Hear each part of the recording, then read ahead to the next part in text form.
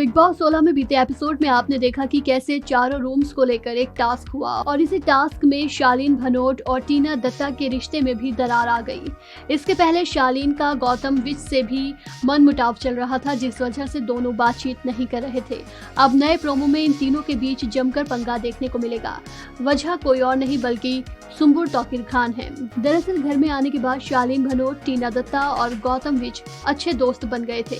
सुंबुल तौकीर खान भी इस ग्रुप में शामिल हुई थी और इन चारों ने निमृत कौर आहलूवालिया के साथ गैंगअप कर लिया था।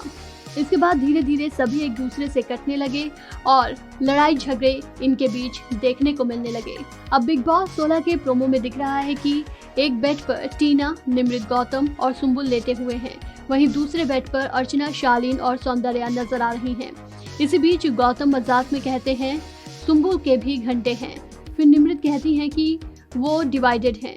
फिर टीना कहती हैं तुम लोग टाइम अप कैसे हो गए, मैं तो ऐसे ही पूछ रही हूँ। गौतम जवाब देते हैं यहाँ तो ओवर टाइम कर रही है पगली। ये सुनकर सुंबुल का चेहरा उतर जाता है। वो शालीन से जाकर बताती है गौतम कह रहा है कि मैं इस घर में ओवर टाइम कैसे कर रही हूँ, जा क्यों नहीं रही। इसमें टीना भी शामिल थी। फिर शालीन वहीं खड़े गौतम से कहते हैं तू और टीना बहुत ताने मार रहे हो, इसको सामने बोलो ना। फिर गौतम कहते हैं बाप क्यों बन रहा है किसी का। शालीन कहते हैं बाप नहीं बन रहा। गौतम कहते हैं सुंबुल मेरी दोस्त है, मेरी जो मर्जी वो बोलूं। इसके बाद दोनों के बीच जमकर हंगामा देखने को मिलने वाला है। बाकी घर वाले भी इस लड़ाई के बीच में पड़ेंगे। इतना ही नहीं, गौतम शालीन से कहते हैं कि 18 साल की बच्ची को तुम बहका रहे हो, तुम इसे पालना चाहो तो पाल भी सकते हो। शालीन कहते हैं ये पालना वालना मत बोल। टीना भी बोलती है कि उनसे झगड़ा मत करो।